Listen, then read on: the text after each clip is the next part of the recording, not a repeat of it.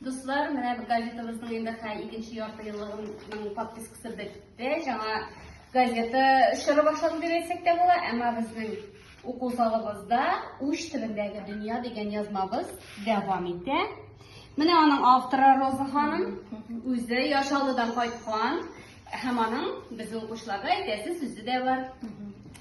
Мин Яшел Үзәнгә бик тә рәхмәтлемен, чөнки минем каләмем беренче Яшел Үзәндә шорланды диясем килә. Инде 80нче елларда ук мин Яшел Үзәндә басылдым. Укучыларга үземнең төрледән-төрле мәкаләләрен тәкъдим иттем. Инде менә хикәямнең Яшел Үзәндә басылуына мин бик тә бәхетлемен. Әле күрше ярулга бик кергәндә бу газетаны ди, мин ди китап итеп әзерлим әле ди. Шуңар күрә сезне Аллага шөкер укучыларыгыз бар. Бүгенге көндә сезгә бары тик уңышлар телисем килә. Һәм дә күбрәк укучыларыгыз булсын. Әйе. Бик тә шундый рәхмәтле эш белән шөгыльләнәсез диясем килә минем сезгә. Шуңа күрә бик зур рәхмәт. Уңышлар. Әле менә бу язмагызның ахырында дәвамы да була дип шатландырдыгыз.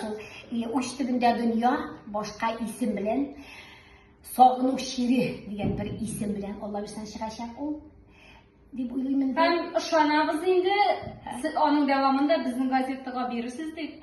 Бик рәхәтләнеп ул хикәямне дә сезгә дәвамында бирәчәкмен. Һәм дә укучыларыбыз яратып укысалар без бик тә шат булыр идек. Бик зур рәхмәт сезгә. Рәхмәт. Газета битләрендә очрашканчыга кадәр.